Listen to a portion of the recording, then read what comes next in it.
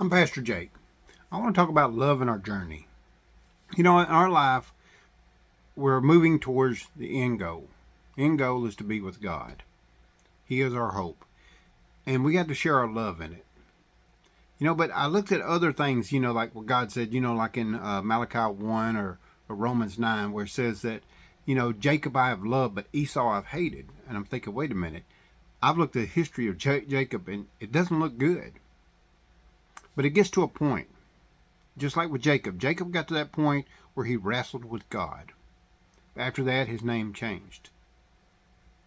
See, it's not how you start the journey. This is what God's telling you about this. Jacob didn't do good things. He did a lot of bad things, actually. Matter of fact, his name, Jacob, was supplanter.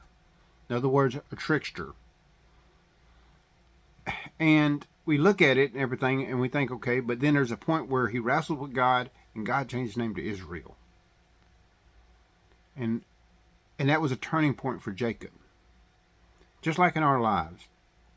No matter what our past says about us, no matter what happened just even a few years ago or last month, it's over with. You can't go back.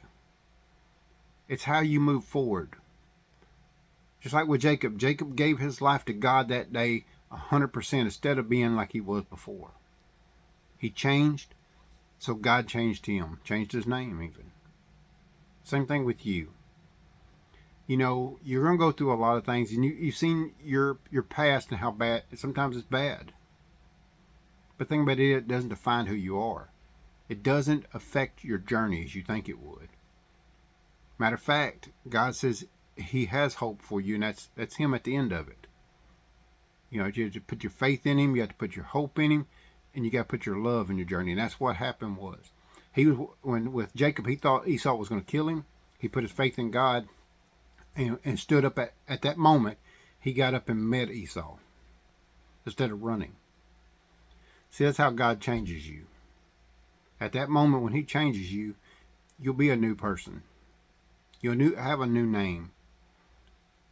And you also find love in that journey because God loved him. God said he loved Jacob and hated Esau. Why? Because there was a change. There was a heart like God in him after that. So on this journey, let's just put God first. Let's put love first. Let's put our faith and our hope in this journey to be with God.